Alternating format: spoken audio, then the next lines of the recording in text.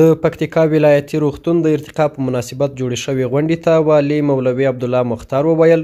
د نورو برخو ترڅنګ یې د روغتیا برخې پیاوړتیا ولسونو ته د ښو خدمتونو وړاندې کولو لپاره کلک هوډ کړی دی. نوموړی څرګندوي د ولایتي روغتون په ارتقا سره به د روغتون په ټولو خدماتو کې ښه والی راشي او د ولسونو اړتیاوو ته به پر خپل وخت رسیدګي وشي. د هسپتال او د روغتون ته ارتقا وسوله 15 بستریز وو، اوس به انشاءالله 1.5 بستریز شي او فري سره به د پکتیکا ولسونو ته د صحیح خدماتو له لارې نه انشاءالله ډېر خدمتونه مخې ته راسي.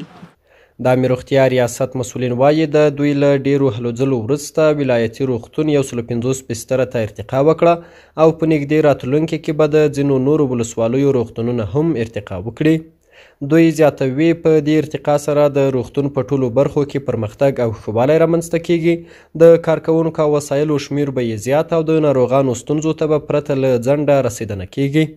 خدمات یا کومې برخې چې دلته نه وي د دې ارتقا سره لکه جراحي، عصب سو، نور سو، دا به په دې شفاخانه کې اضافه کیږي. د کومو بعضې وړو مشکلاتو لپاره چې موږ غزني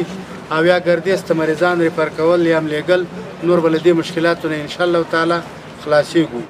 ځایي اوسیدونکي سره له دې چې د روغتون په ارتقا خوښي ښیي او وایي دا څه به د ولسونو ډېرو اړتیاوو ته رسیدنه وکړي، په عین حال کې دا غوښتنه هم کوي چې د ورګون او خیرکوټ ولسوالیو روغتونونه هم باید د خدماتو له اړخه پیاوړي شي. دا 20 کاله د دې ولس دا غوښتنه وه چې پکتیکا ولسونه ډېر دي، ولایت ساحه هم پراخه ده، مریضان ډېر راځي دلته په دې شفاخانه باندې لوړ ده، هغه وسایل چې د یو مریض لپاره ضرورت دی هغه دلته نه وو. یاده دې وي چې پکتیکا ولایتي روغتون ته د دې ولایت په لیرې پرتو ولسوالیو سربیره د ګاونډیو ولایتونو غزني او پکتیا څخه په زیات شمیر کې ناروغان مراجعه کوي، ځکه یې هم د خدماتو زیاتېدو اړتیا ډیره لیدل کیږي.